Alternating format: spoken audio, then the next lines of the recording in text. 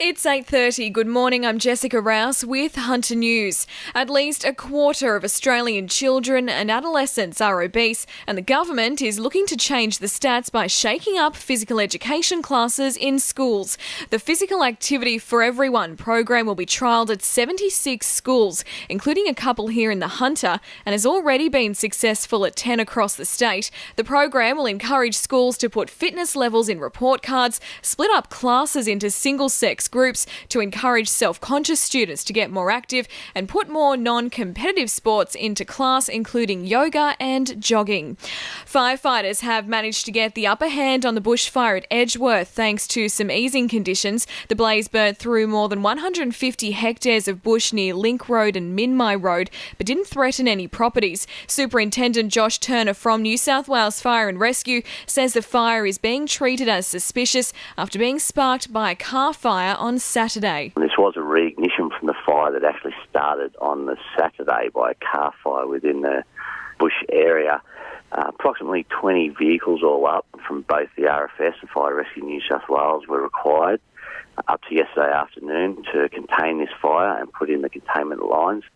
After another police operation on our roads, New South Wales Police say they're less than pleased with the behaviour they continue to see throughout the state and here in the Hunter. Operation Safe Return saw more than 150,000 drivers breathalyzed. 158 of those were charged with drink driving. Just as concerning was the number of drivers caught speeding, with more than 3,360 drivers charged.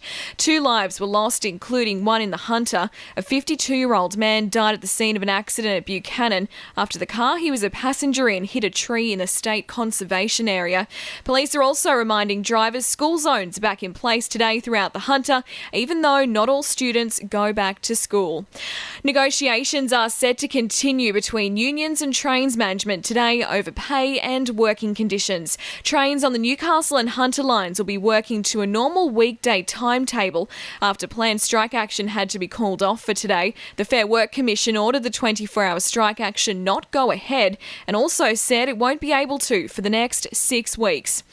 The Shadow Health Minister believes the government's move to choose a public model for the new Maitland Hospital to be built at Medford is nothing more than a tactic. Parliamentary Secretary for the Hunter, Scott McDonald, has hit back at the claim, saying the model has been chosen because it's the best option for the people of Maitland for their hospital. He says the most important thing is getting public health infrastructure in place for the growing Maitland area. From my perspective, I think the main thing is just to move ahead with this so people know that they're going to get that hospital. It will take 3 to 4 years.